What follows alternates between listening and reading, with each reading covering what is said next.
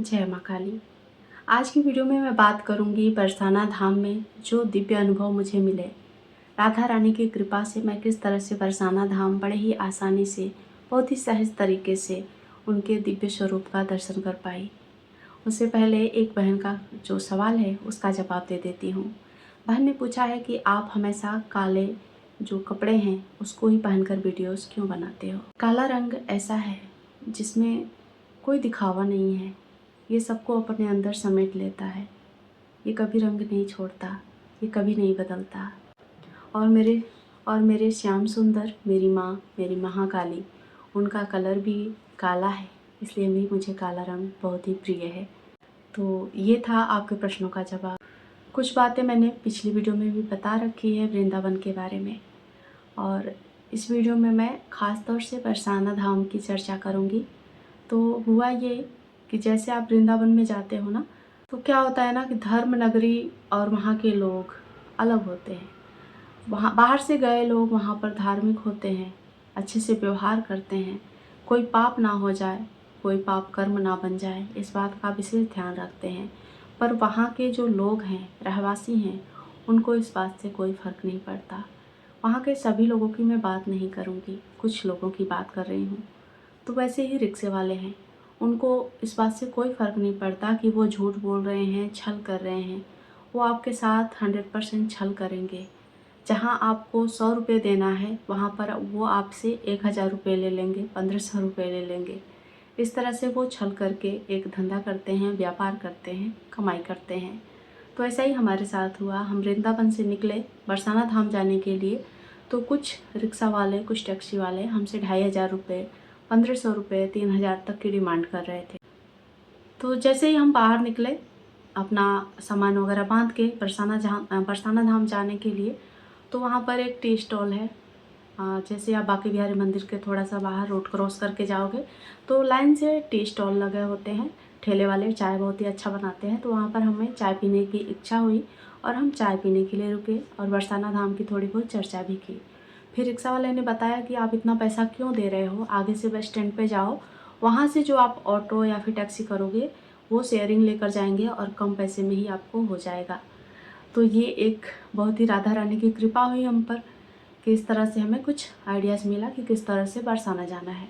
अब देखिए, मैंने ना सारा जो वृंदावन का जो व्यू है वो किसी के मुंह से नहीं सुना है। जितनी भी व्यूज़, कहाँ जाना है, हमें क्या करना है, वो सब कुछ यूट्यूब के माध्यम से ही हमने सर्च किया था, और बहुत ही कम सर्च किया था क्योंकि हमें महाराज जी की बातें सुनने के अलावा वृंदावन के बारे में और कोई चर्चा देखनी नहीं होती थी। पहले वृंदावन जाने से पहले की मैं बात कर रही हूँ। इस तरह वृंदावन की ज़्यादा जानकारी नहीं, बरसाना की ज़्यादा जानकारी नहीं थी।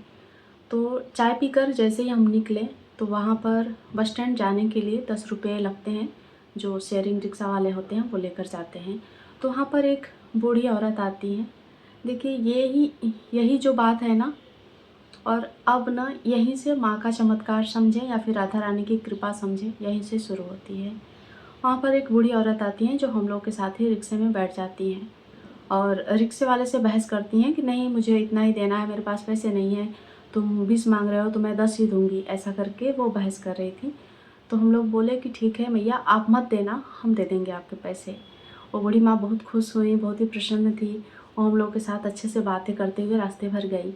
अब वो बस स्टैंड पर जाने के लिए रोड को क्रॉस करके जाना होता है।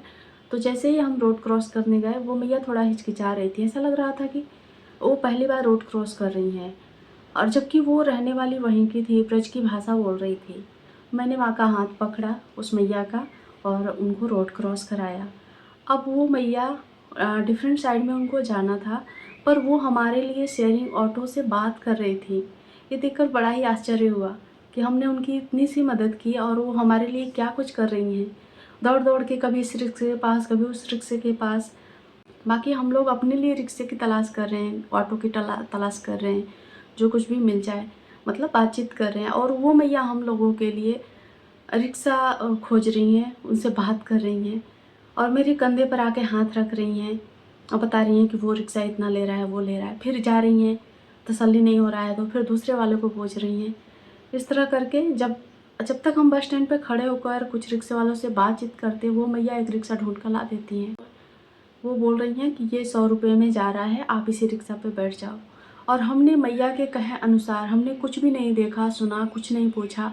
वो मैया ने जैसे ही कहा कि इसी रिक्शे पे बैठ जाओ, इसी ऑटो में चले जाओ, तो मैया के कहे अनुसार ही हमने उसी ऑटो में जगह ली, शरण ली। जैसे कि माँ ने हमारे लिए रथ भेजा हो, वो रथ ही है, राधा रानी की कृपा ही है, क्योंकि हम अनजान शहर में अनजान लोगों के बीच में भटक रहे। तो इस तरह से हमें बहुत ही आसानी से बरसाना जाने का मार्ग मिल गया। और वो मैया अचानक से भीड़ में गुम हो गई, हमसे कुछ नहीं बात किया, बस हमें ऑटो में बैठाया और कहाँ चली गई। बाद में हमने उनको बहुत ढूंढा पर वो नज़र नहीं आए। तो कहते हैं ना कि आप बरसाना जाओ या फिर वृंदावन जाओ तो किशोरी जू या फिर श्याम सुंदर आपसे ज़रूर मिलते हैं किसी न किसी रूप में। तो शायद वो राधा रानी ही थी जो बरसाना जाने का मार्ग हमारे लिए खोलने आई थी, दिखाने आई थी। और ये मेरा पूर्ण विश्वास है। अगर आप एक ईश्वर भक्त हो तो इस बात से आप ज़रूर सहमत होंगे। तो इस तरह से हम बरसाना गए, वहाँ पर बहुत ही भीड़, इस समय पता नहीं क्यों हर धाम में भीड़ हो रही है। अच्छी बात है कि लोग धाम जाना और ईश्वर दर्शन करना शुरू कर चुके हैं। बहुत ही अच्छी खासी भीड़ हो जाती है हर जगह पर, हर धाम में। तो वहाँ पर हम जब गए ना, तो वहाँ की भी कुछ अलग ही अनोखी ही लीला थी। वैसे तो मैं जब से वृंदावन गई ना, मुझे अलग ही खुशी मिल रही थी इतनी भीड़ देखकर। मतलब भीड़ इतनी कि दम घुट जाए, पर उस भीड़ में भी मैं खुश रहती थी, हंसती थी। जबकि मुझे भीड़ से बहुत नफरत है।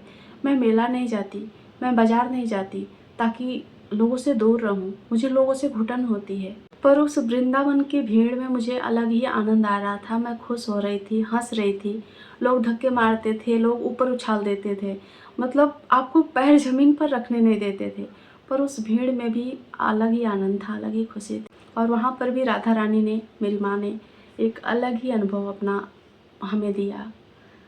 वहाँ पर भीड़ के बीच में पंडित जी थक गए थे, मतलब लोगों का प्रसाद चढ़ाते चढ़ाते, प्रसाद बांटते बांटते। वहाँ पर जो भी प्रसाद चढ़ता है उसको रिटर्न पंडित जी फेंकते हैं, जो पंडित पुजारी होते हैं।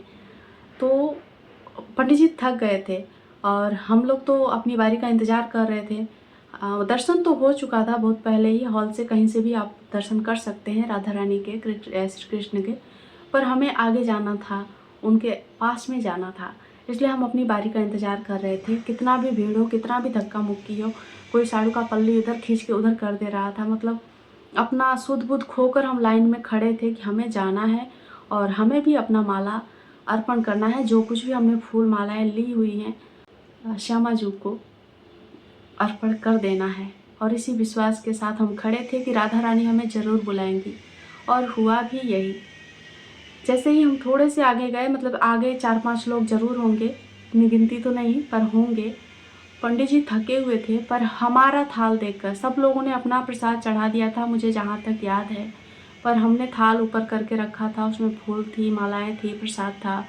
और पंडित जी हमारे लिए थक के बैठे थे, पर वो सिर्फ हमारे लिए उठ के खड़े हुए, हमारा प्रसाद चढ़ाया, वापस हमें चढ़ाकर वो हार, जो भी फूलों का माला था, वो हमें दिया, जो कि मैंने पिछले वीडियो में अपने फ़ोटो में डाल रखा है। वो माला मैंने पहन रखा है। तो वो प्रसाद मुझे देने के लिए खड़े हुए, मेरा चढ़ावा चढ़ाने के लिए खड़े हुए। ये भी राधा रानी का चमत्कार ही था। और जैसे ही हम प्रसाद लेकर जैसे ही पीछे मुड़े, ऐसे लगा कोई हमारे लिए रास्ता खाली कर रहा हो। ऐसा पब्लिक हट रही थी जैसे कि हम कोई सेलिब्रिटी हो। आप यकीन नहीं करोगे, पर ऐसा ही हुआ हमारे साथ। मतलब उसमें दम घुटने जैसा भीड़ था। और जैसे ही हमारा जो प्रसाद था, हमारा फूल था, हार था, राधा रानी के चरणों में गया, वैसे ही रास्ते खुल गए। हमें बाहर निकलने का एकदम सरल मार्ग मिल गया। आपसे मैं क्या बताऊं, मैं तो खुशी से वहीं पर मतलब झूमने लग गई। मेरा तो सुध बुध जैसे कि खो गया हो। इतनी कृपा की बरसाने वाली राधा रानी, लाडली जो ने। तो फिर से मैं यही कहूँगी कि कोई भी वैष्णव हो, शक्ति उपासक हो, कोई भी धर्म का हो, कोई भी देवी देवता को मानने वाला हो, गुरु को मानने वाला हो, पर आपको भेद नहीं करना है, क्योंकि सारे ईश्वरीय तत्व एक ही तत्व से जाकर मिलते हैं और उन्हीं से निकलते हैं, आदि पराशक्ति। तो आप किसी भी शक्ति की उपासना कर रहे हो, किसी भी धर्म से हो, संप्रदाय से हो, हर किसी का सम्मान करना सीखें और किसी भी देवी देवता में भेद ना करें। जब आप भाव से भक्ति करते हैं तो ईश्वर आपको ज़रूर सुनते हैं।